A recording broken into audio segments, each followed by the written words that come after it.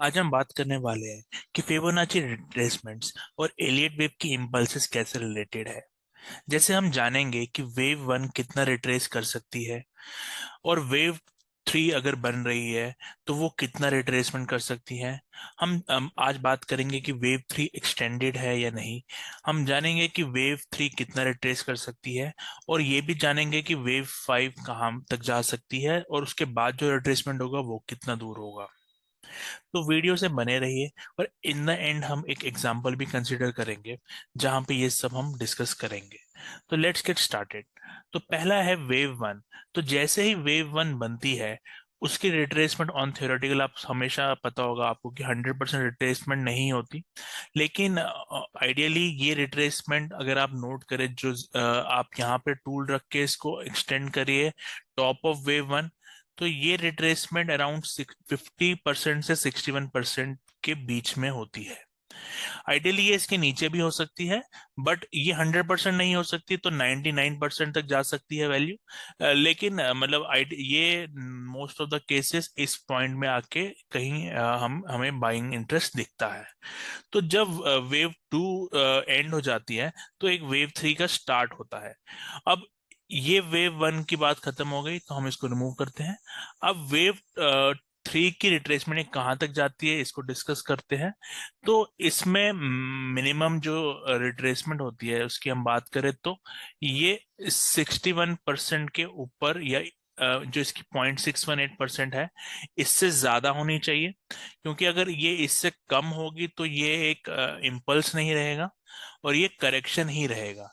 तो अगर हम इसको रिमूव करके, एक दूसरा टूल आता है यहाँ पे, ट्रेंड बेस्ड वेब एक्सटेंशन, इसको आपको क्या करना है, आपको इसको स्टार्ट में रख के वन के टॉप पे रखना है, और इसको आपको वेव टू के एंड पे लेके जाना है।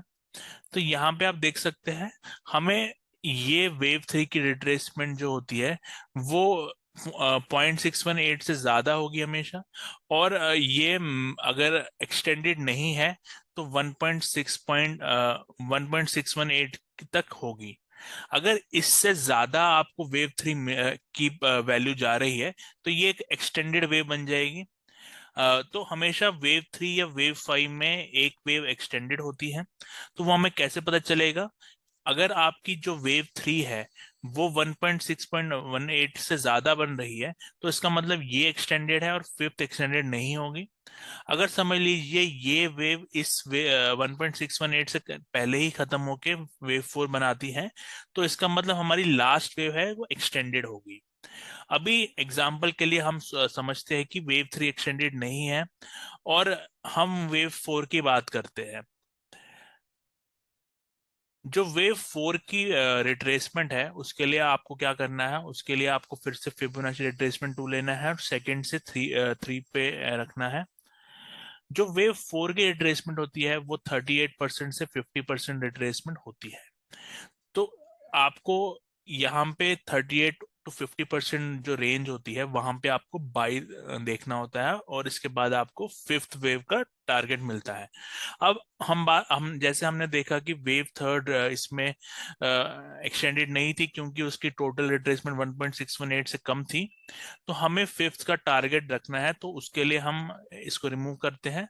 और हम इसके लिए क्या करेंगे, फिर से ट्रेंड बेस्ड वेव एक्सटेंशन को start of the wave one रखेंगे, और इसको हम सीधा वेव थर्ड के एंड पे ले जाएंगे, और यहां से हमें वेव फोर के बॉटम पे रखेंगे।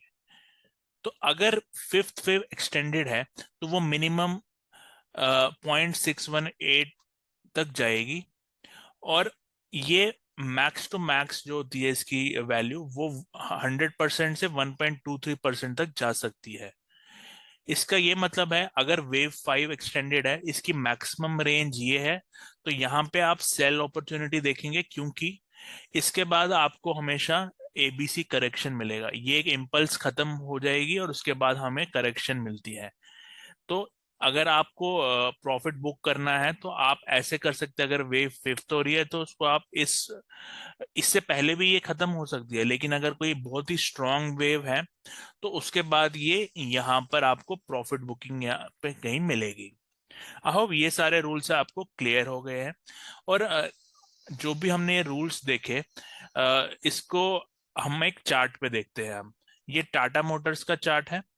तो टाटा मोटर्स में हम इस पार्ट को स्टडी करते हैं।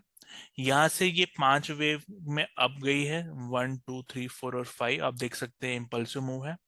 तो हम इसके रिट्रेसमेंट्स को कैलकुलेट करते हैं। पहले वेव 2 के रिट्रेसमेंट को देखते हैं। तो आप यहाँ से टॉप ऑफ वेव 1 तक आप अगर ये टूल रखें तो आप देख सकते हैं ये 61% तक आई है, उससे थोड़ी ज्यादा भी हुई है, लेकिन अप्रोक्सीमेटली 61% पे आके खत्म हुई है। तो ये हमारा वेव 1 और ये वेव 2 है। इसके बाद अगर आप देखें तो वेव 3 आप जो यहाँ पे बनी है वो 0.618 से ज्यादा बनी है, तो ये एक वेव 3 की पहचान है इस प्राइस एक्शन की।